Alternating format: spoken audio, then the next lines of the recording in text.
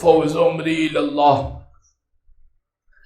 ان اللہ بصیر بالعباد ولا حول ولا قوة الا باللہ العلی العظیم حسبنا اللہ ونعم الوکیل نعم المولا ونعم النصیر اعوذ باللہ من الشیطان اللعین الرجیم بسم اللہ الرحمن الرحیم الحمد للہ الذی لا مضاد له فی ملکہ ولا منازع له فی امرہ ولا شبیہ له فی عظمتہ ثم الصلاة والسلام علی رسولہ الکریم الامی المکی المدنی القرشی الہاشمی بالقاسم محمد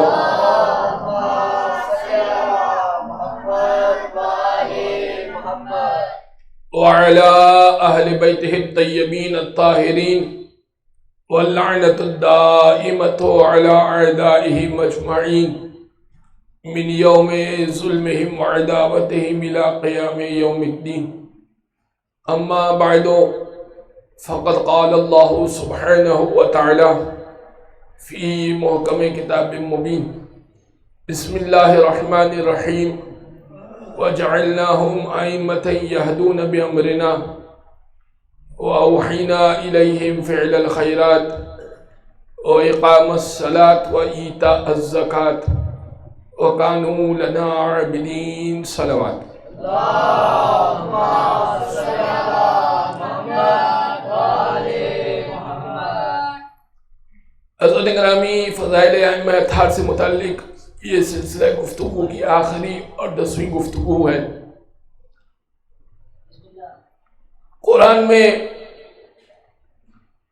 جہاں ائمہ کی صفت بیان ہوئی وہاں یہ بھی نقل کیا کہ وَكُلَّ شَيْءٍ أَحْصَيْنَاهُ فِي إِمَامٍ مُبِينٍ، ہم نے ہر چیز کو امام مبین کے اندر قید کر دیا ہے. ہر چیز کو امام مبین کے اندر رکھ دیا ہے. اب ایک مرتبہ اللہ کے رسول کے پاس حضرت عمر آئے اور آنے کے بعد کہنے لگے یا رسول اللہ یہ بتائیے کہ یہ امام مبین کیا ہے؟ یہ امام مبین کیا ہے؟ کیا وہ توریت ہے؟ فرمایا کہ بیٹھ جائیے. اب بیٹھ جائیے، میں آپ کو جواب دیتا ہوں. پھر کچھ دیر بعد کھڑے ہو گئے، کہنے لگے کہ یا رسول اللہ یہ جو آیت آپ پر اتری کہ ہر چیز کو امام مبین میں قید کر دیا، کیا وہ زبور ہے؟ اللہ کے رسول نے کہا تشریف رکھیے. پھر کھڑے ہو گئے، کہنے لگے کیا وہ انجیل ہے؟ رسول اللہ نے کہا بیٹھ جائیے، ابھی بتاتا ہوں. پھر کھڑے ہو گئے، کہنے لگے کہ کیا وہ قرآن ہے؟ رسول نے کہا بیٹھ جائیے. فدخل علی فی المسجد، علی مسجد میں داخل ہوئے. رسول نے کہا عمر کھڑے ہو جائیے، سوال دہرائیے. کہا یا رسول اللہ امام مبین سے کون مراد ہے؟ کہ جو مسجد کے دروازے سے آ رہا ہے نا وہ امام مبین ہے. یا اللہ نے ہر چیز کو امام مبین میں رکھا ہے. تو قرآن سورہ انبیاء میں کہہ رہا ہے کہ ہم نے ائمہ بنائے وَجَعَلْنَاهُمْ أَئِمَّةً يَهْدُونَ بِأَمْرِنَا، ہم نے ائمہ بنائے ہمارے امر سے ہدایت کرتے ہیں. وَأَوْحَيْنَا إِلَيْهِمْ فِعْلَ الْخَيْرَاتِ، اور ہم نے ان پہ وحی کی کہ وہ فعل خیر کریں. وَإِقَامَ الصَّلَاةِ وَإِيتَاءَ الزَّكَاةِ، اور وحی کی کہ وہ نماز قائم کریں، وہ زکوٰۃ ادا کریں. وَقَانُوا لَنَا عَابِدِينَ، اور ہمارے امام ہمارے پرانے عبادت گزار ہوتے ہیں۔ یہ 5 صفتیں قرآن نے سورہ انبیاء میں، قرآن کے 21ویں سورے میں 73ویں آیت میں 73 آیت کا نشان ہے، اس میں بیان کی۔ کل جو بات ہماری گزری تھی وہیں سے بات کو آگے بڑھاؤں گا کہ کس انداز سے امام موسیٰ کاظم علیہ السلام، اللہم صلی علی محمد، نے ایک شخص کی ہدایت کی۔ واقعہ ذرا طویل ہے، ساتھ رہیے گا میرے۔ مجلس مختصر ہے، فضائل مختصر ہے، مصائب شولانی ہوں گے، اور انشاءاللہ تابوت بھی برآمد ہوگا۔ روایت ہے صالح ماروزی سے، صالح ماروزی کہتا ہے کنت فی قافلۃ الحجاج، توجہ سے جانب رکھیے۔ روایت ہے صالح ماروزی سے، صالح ماروزی کہتا ہے کنت فی قافلۃ الحجاج صاحبنا فی الطریق رجل لا عارف بالاسم والنسب وهو عنده شيء ملفوف بالصوب ووضعته في متاع وربما اکثر ملاصقا لصدره۔ صالح ماروزی کہتا ہے کہ ہم حجاج کے قافلے کے ساتھ، حاجیوں کے ساتھ جا رہے تھے۔ اب اس زمانے میں کاروان اس انداز سے نہیں منع کرتے تھے کہ کوئی غیر آدمی بھی کاروان میں داخل ہو جائے، سب ایک دوسرے کو جانتے تھے، تبھی کاروان بنایا جاتا تھا۔ صالح ماروزی کہتا ہے کہ ہمارے ساتھ کاروان میں ایک ایسا شخص موجود تھا، حاجیوں کے کاروان میں ایک ایسا شخص موجود تھا کہ اس کا نام میں نہیں جانتا تھا، وہ بڑا انون سا شخص تھا، اور اس کے پاس ایک چیز تھی، وَهُوَ عِنْدَهُ شَيْءٌ مَلْفُوفٌ بِالصَّوْبِ وَوَضَعْتُهُ فِي مَتَاعِهِ، اور اس کے پاس ایک چیز تھی جو اس نے کپڑے میں لپیٹ رکھی تھی اور اپنے قیمتی سامان میں رکھی تھی۔ وَرُبَّمَا أَكْثَرَ مُلَاصِقًا لِصَدْرِهِ، اور اکثر میں نے اسے دیکھا کہ وہ قیمتی چیز کو نکالتا تھا اور اپنے سینے سے لگا کر رکھتا تھا، اور بڑا تجسس ہوتا تھا کہ کیا چیز ہے ایسی کہ جو بڑی سینے سے لگا کے رکھا ہے، کپڑے میں لپیٹ کے رکھا ہے۔ کہتے ہیں کہ بعد یومین زللنا عن الطریق، مدینہ سے مکہ جانا ہے، بڑا لمبا راستہ تھا، بڑا لمبا چوڑا کاروان تھا، اونٹوں پر گھوڑوں پر مشتمل، بہت سارے حاجی موجود تھے۔ بعد یومین زللنا عن الطریق، چلتے چلتے ہمیں 2 دن ہو گئے، ہم راستہ بھٹک گئے۔ فلما احس بنا الظلال، جب ہمیں یہ یقین ہو گیا کہ ہم راستہ بھٹک گئے ہیں، تو وہ شخص ایک مرتبہ کاروان کو چیرتا ہوا آگے بڑھا اور اس قیمتی چیز کے اوپر اس نے اپنا ہاتھ رکھا، وَوَضَعَ يَدَهُ الْيُمْنَى، اس قیمتی چیز کے اوپر اپنا دایاں ہاتھ رکھا اور کہنے لگا یا مبارکہ این الطریق، اے بابرکت چیز، یہ بتا کہ راستہ کہاں ہے۔ فَإِذَا بِصَوْتٍ كَصَوْتِ الْإِنسَانِ مِنَ الصَّوْبِ امْشِ قَلِيلًا خُذْ بِالْيَمِينِ اِنَّكَ خُذْ بِالْيَمِينِ، تھوڑا سا چلو، دائیں مڑ جاؤ، وَأَنْتَ عَلَى الطَّرِيقِ، تم راستے میں پہنچ جاؤ گے۔ اس چیز سے ایسی آواز آئی جیسے انسانوں کی سی آواز ہوتی ہے۔ ہم بڑے پریشان ہوئے کہ بھئی یہ کیا چیز ہے جو راستہ بتا رہی ہے، کہ اس سے پہلے کہ میں اسے ڈھونڈتا اور پکڑتا اور پوچھتا کہ یہ کیا چیز ہے تیرے پاس جو راستہ بتاتی ہے اور انسانوں جیسی آواز آتی ہے، وہ کاروان میں کہیں گھل مل گیا اور کھو گیا۔ کاروان بہت بڑا تھا۔ بعد 3 ایام، 3 دن بعد، نفذ الماء، پانی ختم ہو گیا۔ جب ہمیں یہ یقین ہو گیا، فلما احس، جب ہمیں یقین ہو گیا کہ ہم جو ہے وہ عطشاً شدید پیاسے ہیں اور پیاس سے مر جائیں گے، زبانیں ہماری لٹک گئی، ہمارے گھوڑوں کی، ہمارے اونٹوں کی زبانیں لٹک گئیں۔ ایک مرتبہ وہ پھر راستے کو چیرتا ہوا آگے بڑھا، اس وضع یدہ الیمنی، اپنا دائیں ہاتھ رکھا اور پوچھا یا مبارکہ این الماء، اے بابرکت چیز یہ بتا کہ پانی کہاں ہے؟ فَإِذَا بِصَوْتٍ كَصَوْتِ الْإِنسَانِ مِنَ الصَّوْتِ، اس سے ایسی آواز آئی جیسے کہ انسانوں کی سی آواز ہوتی ہے۔ اس نے کہا، اس چیز نے کہا کہ امشے امامک الجبل انا عندک الجبل عینا صافیا، تھوڑا سا آگے چلو، ایک بہت بڑا پہاڑ ہوگا، اس سے چشمہ بہ رہا ہوگا، اور ایسا پاک و پاکیزہ پانی ہوگا کہ تم جو ہے وہ خوش ہو جائے گا تمہارا دل۔ بس اس چیز کے کہنے میں ہم تھوڑا سا آگے چلے، یہاں سے جو ہے ہماری حالت بری ہو رہی تھی، تھوڑا سا ہم آگے بڑھے، ہم نے دیکھا کہ ایک بہت بڑا پہاڑ ہے، چشمہ اس سے بہ رہا ہے، ہم سب لپک پڑے، پانی پیا۔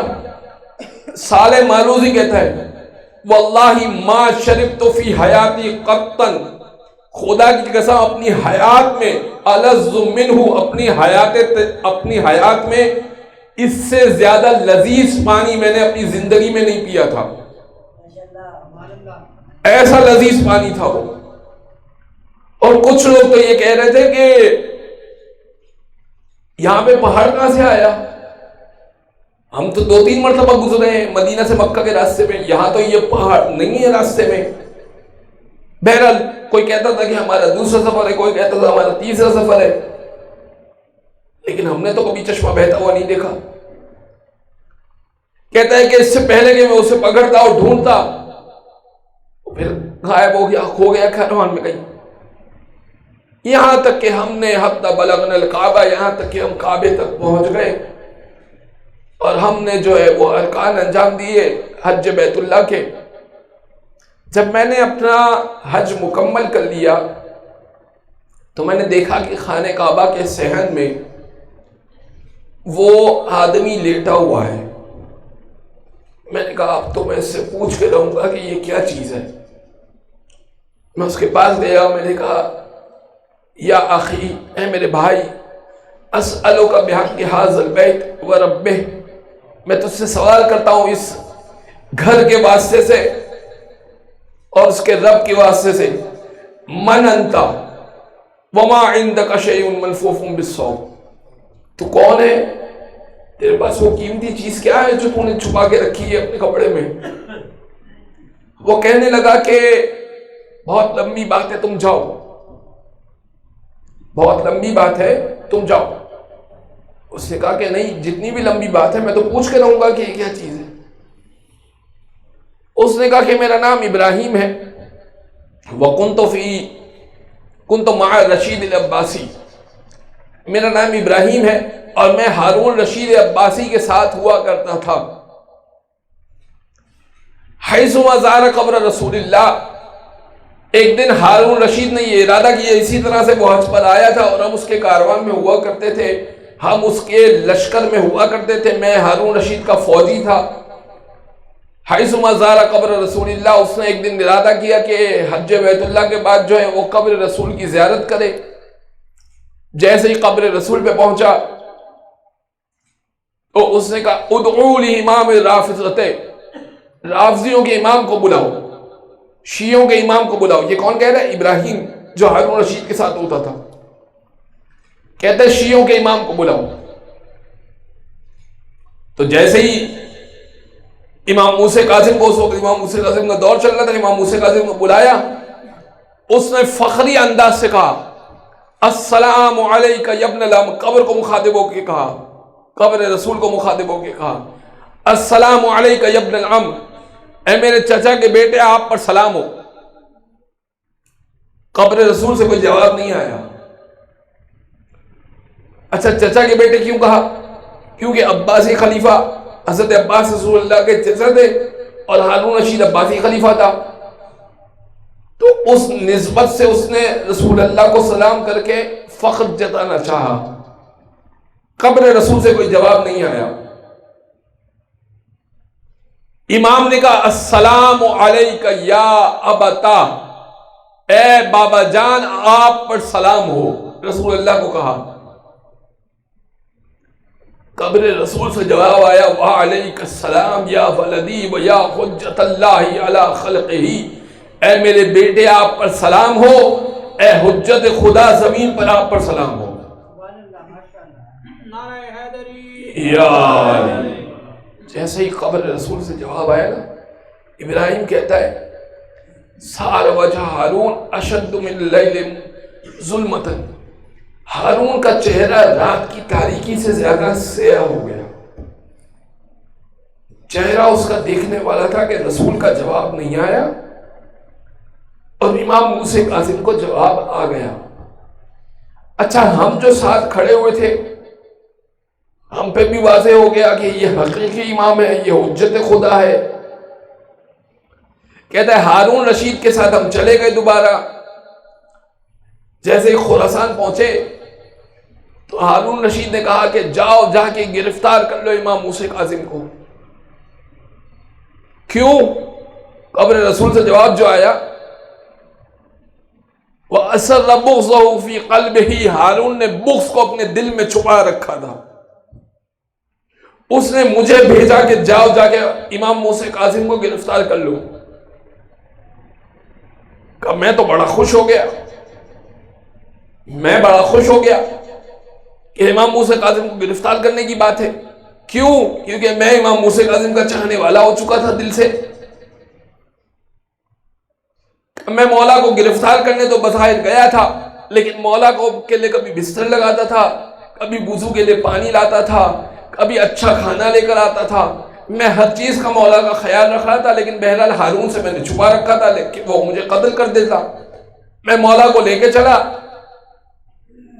کچھ دن گزرے کہ میں مدینہ سے خراسان لے کے جا رہا تھا، امام کی بائیں پیر کی جوتی ٹوٹ گئی. تو امام نے کہا کہ یا ابراہیم القیہ فی الطریق، ابراہیم اسے راستے سے ہٹا دو، یہ میری جوتی ٹوٹ گئی ہے، یہ نالین ٹوٹ گئی ہے، اسے راستے سے ہٹا دو، کسی کے پیر میں آئے گی. تو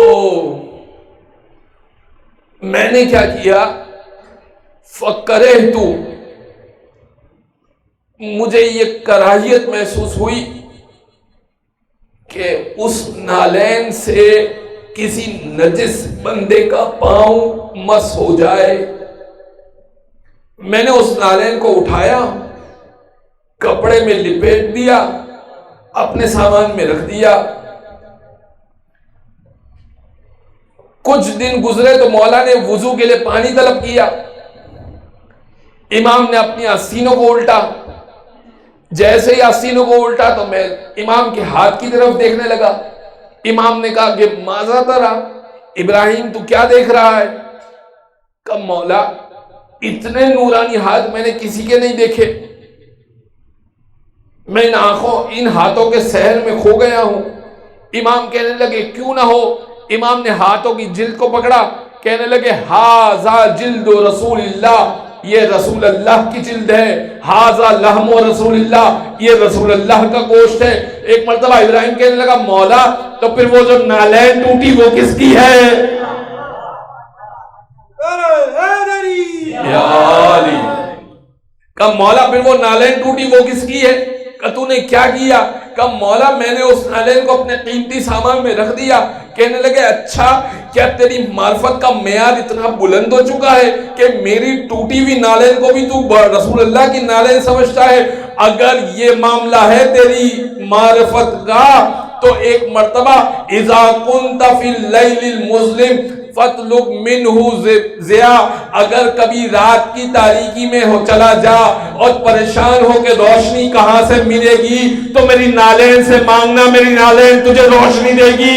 حَتَّى إِذَا زَمَانًا فَطْلُبْ مِنْهُ مَا، کبھی پیاسا ہو جائے میری نالین سے کہنا تیری پیاس کا بندوبست کر دے گی. کبھی راستہ بھٹک جائے میری نالین سے مانگنا، میری نالین تجھے راستہ دکھائے گی. پھر امام کہنے لگے حَتَّى لَكَ حَانَ لَكَ حَاجَةٌ، ارے میں الگ الگ کیا بیان کروں، کوئی بھی حاجت ہو میری نالین سے مانگنا تیری حاجت پوری ہو جائے گی.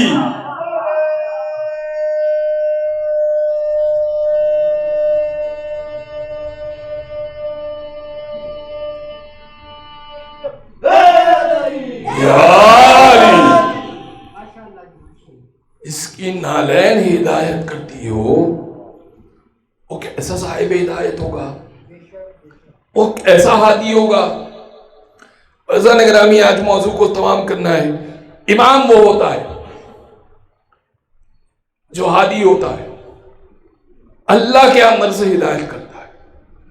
امام وہ ہوتا ہے جو فعل خیر کرتا ہے۔ امام حسن کا واقعہ میں سنا چکا، مختلف ائمہ کے میں نے واقعہ سنا۔ نماز قائم کرتا ہے، زکوٰۃ ادا کیا کرتا ہے۔ کس انداز سے امام حسین کے پاس ایک شخص آیا، ایک عورت آئی، اس کا بیٹا بیمار ہو گیا تھا، طبیب کے پاس گئی۔ پہلے وہ طبیب کے پاس گئی، طبیب کو معلوم تھا کہ یہ حسین کی چاہنے والی ہے، امام حسین کا دور امامت چل رہا تھا، طبیب کو معلوم تھا کہ امام حسین کی چاہنے والی ہے، وہ خود یہودی تھا۔ اس نے کہا کہ تیرے بیٹے کا علاج اس بات پر موقوف ہے کہ کسی گھوڑے کا تو دل لے کر آ، اس دل کو پیس کر، سکھا کر، اس کو پیس کر اس کی دوائی بناؤں گا۔ تو عورت پریشان ہو گئی، اتنا مہنگا علاج، ایک گھوڑے کو ذبح کر کے اس کا دل نکالا جائے، اس زمانے میں ایک گاڑی کے برابر ہے نا گھوڑا۔ پریشان ہو گئی، امام حسین کے پاس آئی، کہ مولا میرا بیٹا بیمار ہے، طبیب نے کہا ہے کہ ایک گھوڑے کو ذبح کیا جائے، سفید گھوڑے کو، اس کا دل نکال کر لایا جائے۔ امام حسین نے کہا کوئی بات نہیں، میرے پاس ایک سفید گھوڑا ہے، اس کو امام نے ذبح کروایا، اس کا دل نکلوایا، کہا یہ لے جا اور طبیب کو دے دے، ایک شاید تیرے بیٹے کا علاج ہو جائے۔ وہ دل لے کے گئی تو اس نے کہا کہ مجھ سے غلطی ہو گئی ہے۔ طبیب نے کہا مجھ سے غلطی ہو گئی ہے، سفید گھوڑا نہیں کالا گھوڑا ذبح کیا جائے اور اس کا دل لایا جائے۔ اچھا، وہ امام حسین کو آزما رہا تھا، اس کو معلوم تھا کہ یہ حسین ابن علی کے پاس سے لائی ہے۔ عورت گئی، فرزند رسول، طبیب یہ کہہ رہا ہے کہ کالے گھوڑے کو ذبح کیا جائے اور اس کا دل نکالا جائے۔ امام نے کہا کوئی بات نہیں، اپنے ایک اور گھوڑے کو ذبح کروایا تو اس کا دل اس عورت کو دیا۔ طبیب نے پوچھا کہ گھوڑا کتنے سال کا تھا؟ اس عورت نے کہا کہ گھوڑا شاید 4 سال کا تھا۔ کہا نہیں، 4 سال کا گھوڑا نہیں، 2 سال کا گھوڑا ہونا چاہیے، اس کا دل چاہیے مجھے تو۔ عورت پھر گئی، کہنے لگی فرزند رسول گھوڑا تھوڑا چھوٹا ہونا چاہیے۔ مولا نے تیسرا گھوڑا ذبح کروایا، عورت دل لے کے گئی، اس نے کہا گھوڑا نر تھا یا مادہ کو ذبح کروایا ہے، نر کو؟ کہ تم نے گھوڑا کہا تھا تو ہم نے نر کو ذبح کروایا۔ کہ نہیں، مادہ کو ذبح کرواؤ، مادہ کا دل چاہیے۔ عورت پھر گئی امام حسین کے پاس، کہ فرزند رسول مادہ کو ذبح کرنا ہے، طبیب یہ کہہ رہا ہے۔ مختلف طریقوں سے اس نے 7 گھوڑے تقریباً ذبح کروائے۔ جب 7ویں مرتبہ وہ گھوڑے کا دل لے کر پہنچی تو اس یہودی نے کہا کہ مجھے اپنے امام سے ملواؤ، میں ایمان لانا چاہتا ہوں۔ وہ جو ایک عورت کے کہنے پر، اپنے ماننے والی کے کہنے پر اپنی قیمتی چیزوں کو قربان کر دے، میں اس کریم امام سے ملنا چاہتا ہوں۔ طبیب ایک مرتبہ چلا عورت کے ساتھ، آیا فرزند رسول کے پاس، ہاتھوں پہ بوسہ دیا، کہ فرزند رسول اتنے گھوڑے ذبح کروائے میں شرمندہ ہوں، لیکن میں آزما رہا تھا، ایمان لانے کے لیے کچھ تو دیکھنا تھا مجھے۔ امام کہنے لگے ایمان تیرا کامل کر دیتا ہوں، دل تیرے پاس ہے، اگر میں کمب ذلہ کہہ کے گھوڑے کو زندہ کر دوں تو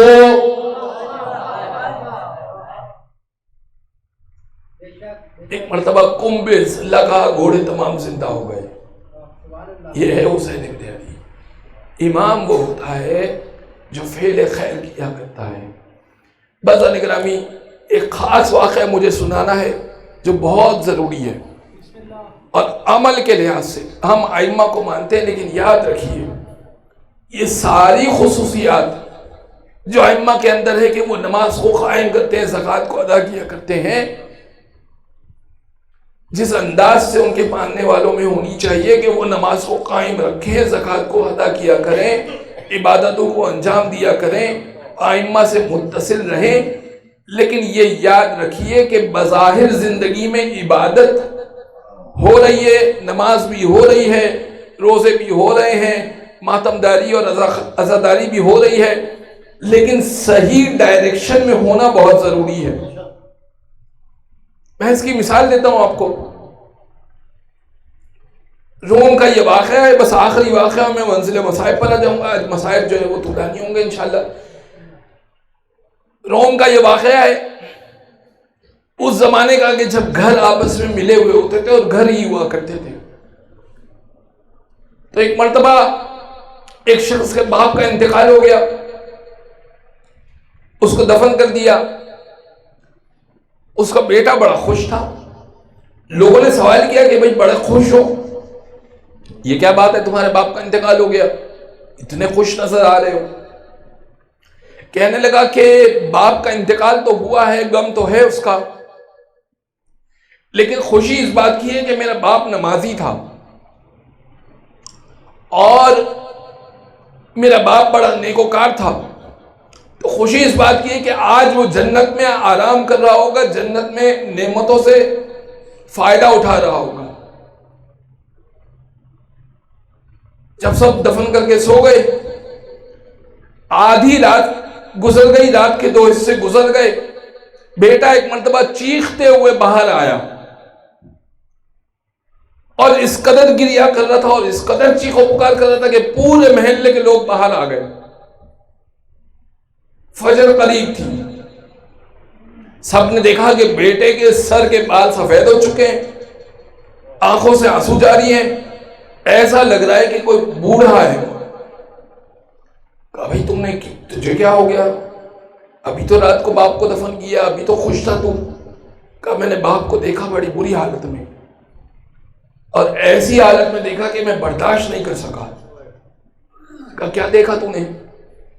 کہا میں نے دیکھا کہ فرشتے مجھے ایک میدان میں لے کر گئے، خواب میں دیکھا میں نے کہ فرشتے مجھے ایک میدان میں لے کر گئے۔ اس میدان میں شدید دھوپ تھی، خالی چٹیل میدان تھا اور شدید دھوپ تھی، اور بیچ میں ایک درخت تھا، اور درخت آگ کا بنا ہوا تھا، اور اس درخت پر پنجوں کے بل کسی شخص کو الٹا لٹکایا ہوا تھا، پنجوں کے بل کسی شخص کو الٹا لٹکایا ہوا تھا، اور آگ کا لباس اسے پہنایا ہوا تھا، اور برابر میں ایک اور شخص بھی کھڑا تھا جو انتہائی کرخت چہرے کا مالک تھا، اس کے ہاتھ میں کوڑا تھا، اور ہر کچھ دیر بعد اس شخص کو جو درخت پہ لٹکا ہوا تھا اس کو ایک زوردار کوڑا مارتا تھا۔ اچھا، آگ کے درخت پہ لٹکنے کی وجہ سے اور آگ کا لباس پہننے کی وجہ سے اس کی ساری چمڑی اور ساری کھال اور ساری رگیں پگھل پگھل کر اس کے منہ اور اس کی آنکھ میں جا رہی تھی، اور سب بہہ بہہ کر زمین پر گر رہا تھا، اور وہ چیخ و پکار کر رہا تھا۔ مجھے فرشتہ جو لے کر آیا تھا اس نے کہا کہ پہچانو اس کو، چہرے پر سب پگھل پگھل کر گر رہی تھی، وہ پہچان میں نہیں آ رہا، کافی دیر لگی مجھے اس کو پہچاننے میں۔ جب میں پہچان لیا تو میں نے کہا یہ تو میرا باپ ہے، خواب دیکھ رہا ہے۔ کہا میں نے فرشتوں سے سوال کیا کہ میرے باپ کے ساتھ یہ سلوک کیوں کر رہے ہو؟ کہا اس کے 3 الگ الگ گناہ ہیں جس کی وجہ سے 3 الگ الگ سزائیں اسے دی جا رہی ہیں۔ کہا میرا باپ تو بڑا نمازی تھا، اسے سزا کیوں ہو رہی ہے؟ کہا نماز پڑھنے کی وجہ سے سزا ہو رہی ہے۔ یہ کیا بات ہے؟ کہا یہ جو آگ کا درخت دیکھ رہے ہو، یہ آگ کا درخت پہ لٹکایا جو جا رہا ہے، اس کی وجہ یہ ہے کہ یہ جو نماز پڑھتا تھا ایسی جگہ پہ نماز پڑھتا تھا جو جگہ اس کی اپنی نہیں تھی. کا کیا مطلب؟ کہ جب تمہارے دادا کا انتقال ہو گیا تھا تو زمین کے کچھ حصے تھے جس میں تمہارے والد کا بھی ایک حصہ تھا اور تمہارے چچا کا بھی ایک حصہ تھا. تو تمہارے والد نے پوری زمین پہ قبضہ کر کے گھر بنا لیا تھا اور تمہارے چچا کو زمین سے بے دخل کر دیا تھا. نماز تو پڑھتا تھا لیکن اپنے بھائی کی قبضہ شدہ زمین پر غصبی جگہ پر نماز پڑھتا تھا. ایسی زمین پر نماز پڑھتا تھا جس میں اس کے بھائی کا بھی حصہ تھا, بھائی کو حصہ نہ دے کر نماز پڑھ رہا تھا. ان نمازوں کے بدلے اسے آگ کے درخت پہ لٹکایا ہے. یہ اس کی نمازیں ہیں, یہ آگ کا درخت نہیں ہے, یہ اس کی نمازیں ہیں. اچھا, لیکن جب ہمارے دادا ہمارے ساتھ تھے تب تو اس والد صاحب نماز پڑھا کرتے تھے, تب کی نمازوں کا تو اجر ملے, تب تو والد صاحب زندہ تھے, تب تو کوئی غصبی زمین کا مسئلہ نہیں تھا. کہاں؟ جو ابتدائی زندگی تھی جب تم پیدا نہیں ہوئے تھے, اس نے نماز کا ایک الگ لباس بنا کے رکھا تھا. بعض لوگ ہوتے ہیں نماز کے لیے الگ لباس رکھتے ہیں, کہ نماز کا ایک الگ لباس بنا کے رکھا تھا. اس لباس کے بدلے یہ لباس اسے پہنایا گیا ہے, آگ کا لباس. کا کیا مطلب؟ کہ تمہارے والد صاحب نے جو نماز کا لباس بنوایا تھا اس کی اجرت نہیں دی تھی درزی کو, اور جب بھی درزی کے پاس سے گزر ہوتا تھا اور درزی کہتا تھا کہ میں نے تمہارا لباس سیا ہے, اس کے پیسے تو دے دو, اور تمہارا باپ کہتا تھا انشاءاللہ کل دے دوں گا, فلاں ہفتے دے دوں گا, مہینے کے آخر میں دے دوں گا, یہاں تک کہ مر گیا لیکن اس کی اجرت اس نے نہیں دی, اور نمازیں اسی لباس میں پڑھی. اس لباس کے بدلے یہ آگ کا لباس اسے پہنایا ہے. اچھا, یہ کوڑا کیوں مار رہے ہیں؟ اس کی بھی ایک وجہ ہے. کوڑا ہم اس لیے مار رہے ہیں کہ اس کی بیٹیاں یعنی تمہاری بہنیں جب بے پردہ بازار کے لیے نکلتی تھی تو یہ کچھ بھی نہیں کہتا تھا, لیکن جب اس کی نافرمانی کرتی تھی, اپنے باپ کی نافرمانی کرتی تھی, تو یہ مارا کرتا تھا اپنی بیٹیوں کو کہ میری نافرمانی کر رہی ہو, میری بات نہیں مان رہی ہو, مارا کرتا تھا. لیکن اگر بے مقنع اور بے حجاب بازار کے لیے نکلا کرتی تھی تو کچھ بھی نہیں کہتا تھا. جہاں مارنا چاہیے تھا وہاں نہیں مارتا تھا, جہاں نہیں مارنا چاہیے تھا وہاں مارتا تھا. لہذا اسے کوڑا مارا جا رہا ہے. حضرت گرامی, عبادت صحیح ڈائریکشن میں ہونی چاہیے. حسین تو کر رہے ہیں, بڑی اچھے انداز میں نماز تو پڑھ رہے ہیں, ایسا نہ ہو کہ پروردگار کا کوئی حق غصب کر کے بیٹھے. بس شہر کا ذکر نہیں کروں گا ورنہ بہت سے لوگوں تک بات پہنچ جائے گی. قبضہ کرنے کا ہمارے شہر میں بڑا ایک طریقہ ہے, علم لگا دیتے. یہ مومنین میں بڑا پریشان کن مرحلہ ہے. زمین پہ قبضہ کرنا ہو تو علم لگا دو. اب علم کو کون اتارے گا؟ حضرت عباس کے علم کو کون اتارے گا؟ بس علم لگا دیا, اب یہاں مجلس ہوگی, یہاں امام بارگاہ بنے گا. زمین کسی اور کی ہے, علم لگا کے اس پہ قبضہ کر لیا اور اب اس کے اوپر مجلسیں ہو رہی. ایسی عزاداری یقیناً وبال بنے گی. امام حسین کو ایسی عزاداری نہیں چاہیے. مختصر عزاداری کیجیے لیکن پرخلوص عزاداری کیجیے. مختصر عبادت کیجیے لیکن صحیح ڈائریکشن میں عبادت کیجیے. ایک اور واقعہ سنا دیتا ہوں اور اس کے بعد مجلس کو تمام کرتے ہیں, مسائل پر آ جاتے ہیں. تو ایک صاحب جو بہت بڑے ذاکر تھے کہتے ہیں کہ میں نے خواب دیکھا, شب عاشور مولا حسین کے ساتھ بہت سارے فرشتے موجود ہیں, بہت سارے فرشتے موجود ہیں. اور امام نے کہا کہ ان فرشتوں کا جو سردار تھا اس سردار سے کہا کہ اس پورے سرزمین کربلا پر میرے جتنے ذاکرین اس وقت موجود ہیں ان سب کے نام فوراً لکھ کر آؤ. وہ ذاکر بھی عراق کا تھا. وہ ذاکر دیکھتا ہے خواب میں کہ کچھ دیر بعد فرشتہ ایک لمبی سی فہرست لے کر آیا. وہ فہرست اس کو خواب میں نظر آتی ہے.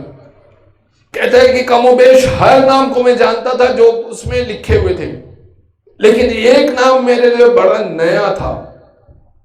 نام تو پرانا تھا لیکن مجھے کنفرم تھا کہ یہ ذاکر اہل بیت نہیں ہے. فرشتہ سے کوئی مسٹیک ہوئی ہوگی. اچھا، امام نے اس کے اوپر دستخط بھی کر دیے کہ ان کی ضمانت، جنت کی ضمانت یقینی ہے، یعنی جنت ان کے لیے یقینی ہے اور گناہوں سے ان کو ضمانت ہے. خواب میں دیکھا ایک نیا نام، ویسے پہچانتا ہے لیکن ایک عام سا نام دیکھا، عام سے عالم دین کا نام دیکھا جو ذاکری نہیں کرتے، مجلس نہیں پڑھتے، لیکن کربلا میں حرم امام حسین میں نماز پڑھاتے تھے. اگلے دن عاشور کے دن وہ امام حسین کے حرم میں اس سے نماز پڑھی اور نماز پڑھنے کے بعد ان آیت اللہ کے پاس گیا. کہا کہ میں نے رات کو ایسا ایسا خواب دیکھا ہے،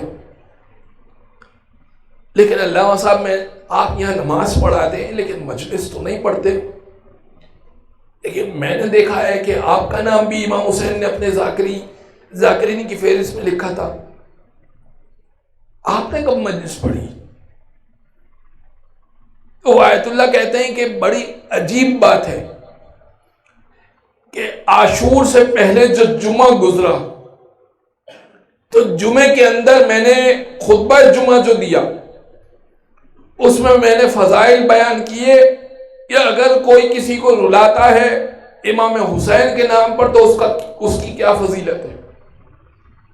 گھر آ کے میں یہ سوچنے لگا کہ میں اتنی روایتیں بیان کر رہا ہوں کہ اگر کوئی کسی کو رلائے، کوئی مرثیہ پڑھے، کوئی نوحہ پڑھے اور امام حسین کے نام پہ رلائے تو اس کی اتنی فضیلت ہے، جبکہ میں اس سعادت سے محروم ہوں.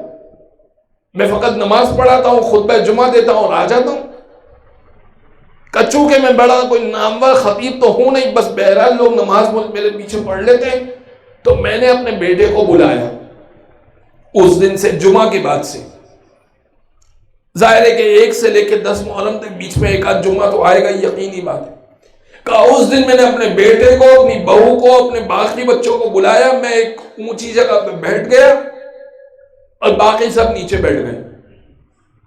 اور مرثیے کی ایک کتاب جو کہ ہر شخص کے گھر میں ہوتی ہے، مرثیے کی کتاب، کب مرثیے کی کتاب اٹھائی اور میں نے مرثیے کی کتاب بیچ میں سے کھولی. سب سے پہلے علی اکبر کا مرثیہ آیا، میں نے علی اکبر کا مرثیہ پڑھا. کہا اس دن سے میری یہی روٹین ہے کہ میں تقریباً 5-7 منٹ کا کوئی ایک مرثیہ پڑھتا ہوں اور میرے گھر والے زمین پر بیٹھ جاتے ہیں، میں اونچی جگہ پہ بیٹھ جاتا ہوں اور اس انداز سے ایک چھوٹی سی مختصر سی مجلس ہوتی ہے. کہ شاید یہی سبب ہے کہ امام حسین نے میرا نام بھی ذاکرین میں لکھا ہے. ہزاروں کے مجمع سے خطاب کرنا کمال نہیں ہے، کمال یہ ہے کہ حسین کو آپ کا خلوص پسند آ جائے، حسین کو آپ کی عزاداری پسند آ جائے، حسین کو آپ کا سبیل لگانا، لنگر میں خدمت کرنا پسند آ جائے. بعض لوگ یہ سمجھتے ہیں کہ جب تک بڑا سا نام نہ ہو، جب تک بڑا سا من جانب فلاں فلاں نہ ہو، جب تک بڑا سا پینفلیکس نہ لگے، جب تک 10 لوگوں کو پتہ نہ چلے کہ کون مجلس کروا رہا ہے، تب تک شاید قبول نہیں ہوگا. حسین وہ ہیں جو دلوں کی کیفیت سے واقف ہے. چھوٹا سا عمل کیجئے اور حسین کو ہدیہ کر دیجئے. آج سے یہ جو واقعہ آپ نے سنا ہے، آپ میں سے ہر شخص ضروری نہیں ہے کہ اس منبر پہ بیٹھے، لیکن چاہے تو حسین کا ذاکر بن سکتا ہے. اپنے گھر والوں کو جمع کیجئے اور مرثیہ خوانی شروع کر دیجئے. مرثیہ پڑھنا کوئی مشکل کام ہے، 2-4 شعر بیان کر دیجئے اور ذاکرین امام حسین میں شامل ہوتے ہیں. ضروری نہیں ہے کہ کسی ممبر پہ بیٹھے، اور عین ممکن ہے کہ میرا ممبر میں بیٹھنا امام حسین کو نہ پسند آیا ہو، عین ممکن ہے کہ کسی کونے میں کسی گھر میں کوئی چھوٹی سی مجلس ہو جائے اور امام حسین کی منظور نظر ہو جائے۔ بازار نگرامی، عنوان تو بہت وسیع تھا، لیکن اسی بات پر اختتام کریں گے کہ امام کی صفات بہت زیادہ ہیں۔ قرآن نے مختلف صفات بیان کی، جس میں سے آج میں نے ایک نئی صفت بیان کی کہ وَكُلَّ شَيْءٍ أَحْصَيْنَاهُ فِي إِمَامٍ مُبِينٍ، ہم نے ہر چیز کو امام مبین میں رکھا ہے، کوئی ایسی چیز نہیں ہے جو امام مبین میں نہ ہو۔ کتاب مبین کی ہر چیز امام مبین سمجھائے گا۔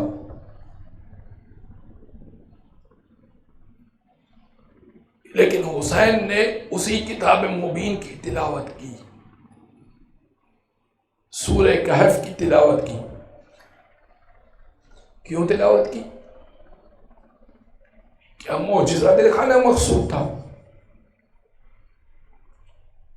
معجزہ اپنی جگہ، لیکن ایک مرتبہ حسین نے تلاوت اس لیے کی کہ نوکے نیزہ پہ حسین کی کا سر بھی موجود ہے، برابر میں عماریہ بھی موجود ہے، بے پردہ اور بے مقنع جناب زینب اور جناب ام کلثوم موجود ہے۔ لوگ بڑھ بڑھ کے دیکھ رہے ہیں، اچھا یہ ہے علی کی بیٹی، یہ ہے حسین کی بہن۔ ایک جاننے والا سید سجاد کو کوفہ کے بازار میں مل گیا۔ اب ذرا تصور کیجئے، خدا نہ کرے کہ کسی کے ساتھ یہ مسئلہ ہو، اس کو قیدی بنایا جائے، اس کی مستورات کو قیدی بنایا جائے، اور پھر جاننے والا کوئی مل جائے۔ سید سجاد کے لیے بڑا مشکل تھا جاننے والے سے بات کرنا۔ ایک جاننے والا مل گیا، کہنے لگا فرزند رسول، میں آپ کو بھی پہچانتا ہوں، آپ کی بہنوں کو بھی پہچانتا ہوں، امام حسین کی بہنوں کو بھی، آپ کی پھوپھیوں کو بھی پہچانتا ہوں، مولا کہیے کیا حکم ہے؟ امام کہنے لگے کیا تیرے پاس کچھ درہم و دینار موجود ہے؟ اس نے کہا ہاں مولا، میرے جیب میں کچھ رقم موجود ہے۔ امام کہنے لگے وہ جس نے سر حسین اٹھایا ہے نا، جا کے اس کو دے دے، وہ تھوڑا سا آگے لے جائے نیزے کو۔ اس نے کہا فرزند رسول اس سے کیا ہوگا؟ امام کہنے لگے وہ سر تلاوت کر رہا ہے، لوگ بڑھ بڑھ کے حسین کی طرف دیکھ رہے ہیں، برابر میں اونٹ موجود ہیں، اونٹ پہ جناب زینب موجود ہیں، بے کجاوا ہماری پہ موجود ہے۔ وہ سر اگر آگے بڑھ جائے تو لوگوں کا چہرہ میری بہن سے ہٹ کر سر کی طرف ہو جائے گا۔ ایک مرتبہ وہ قریب گیا، اس نے رقم دی، کہا تو سر کو آگے بڑھا دے۔ اس نے کہا مجھے حکم نہیں ہے سر کو آگے بڑھانے کا۔ وہ آیا، آنے کے بعد کہنے لگا فرزند رسول وہ سر آگے بڑھانے کو تیار نہیں ہے۔ امام کہنے لگے اچھا ایسا کر، گھر سے کچھ چادر کو لے کر آ، کیا تیرے پاس چادریں موجود ہیں؟ اس نے کہا ہاں فرزند رسول، میری بہنیں پردہ کرتی ہیں، میری ماں پردہ کرتی ہے، ہم آپ کے دین پر جینے مرنے والے لوگ ہیں۔ ایک مرتبہ امام نے کہا جا کے چادر لے کر آ۔ وہ چادر لے کر آیا، امام نے اپنی پھوپھیوں کو چادر دی، جیسے ہی جناب زینب نے چادر کو اڑا، شمرایا، ایک تازیانہ سید سجاد کو مارا، نوکے نیزہ سے چادر چھینی جناب زینب کی، اور کہنے لگا ارے سید سجاد تم نے یہ چادر کہاں سے مانگی ہے، یہ چادر کہاں سے لائے ہو؟ سید سجاد نے اپنے صحابی کا نام نہیں بتایا، چادر کو نوکے نیزہ سے چھین لیا۔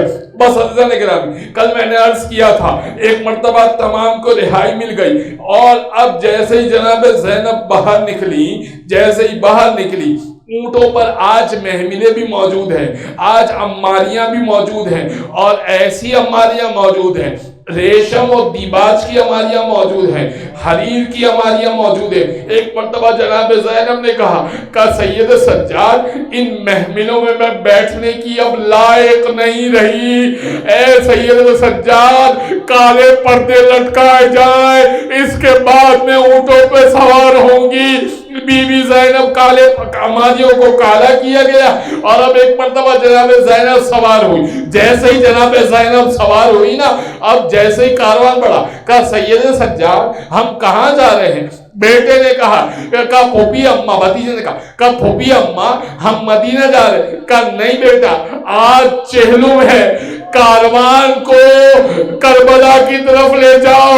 جیسے ہی کربلا کی طرف کاروان بڑھا، ایک مرتبہ جابر بن عبداللہ انصاری جو پہلے زائر امام حسین تھے کھڑے ہوئے تھے، اور قبر کے درمیان ان کو ایک صحابی لے کر آیا تھا، ان کو ایک دوست لے کر آیا تھا، نابینا ہو چکے تھے. ایک مرتبہ اپنے دوست سے سوال کرتے ہیں، کہتے ہیں یہاں پر قبر رسول، قبر فرزند رسول کہاں ہے؟ وہ دوست کہتا ہے ہر طرف قبر ہی قبر ہے، معلوم نہیں ہوتا حسین کی قبر کون سی ہے. کہنے لگے اچھا کیا کوئی، ایک مرتبہ جناب جابر نے کہا بیچ میں مجھے کھڑا کر دے. وہ بیچ میں کھڑا ہو گیا. اس جناب جابر نے بلند آواز سے کہا السلام علیکہ یا ابا عبداللہ، اے ابا عبداللہ آپ پر سلام ہو. ایک مرتبہ قبر حسین سے جواب آیا ہے وعلیکہ السلام یا امی جابر، اے چچا جابر آپ پر سلام ہو. ایک مرتبہ جابر نے اپنے آپ کو قبر پہ گرایا. ایک جیسے ہی قبر پہ گرایا نا، گش کھا کے رو رو کے بے ہوش ہو گئے. جیسے ہی بے ہوش ہو گئے نا، خواب میں امام حسین کہنے لگے جابر اب کھڑے ہو جاؤ، میری بہنیں آ رہی ہیں میرا چہلم کرنے کے لیے. جابر ایک مرتبہ ہوش میں آئے. جیسے ہی ہوش میں آئے نا، اپنے صحابی، اپنے ساتھی عطیہ سے پوچھا اے عطیہ کیا کوئی لشکر آتا ہوا دکھائی دے رہا ہے؟ اس نے کہا ہاں ایک لشکر تو آتا ہوا دکھائی دے رہا ہے، لیکن ساری محملیں ہیں، ساری اماریاں ہیں، اور آگے آگے ایک بوڑھا چل رہا ہے.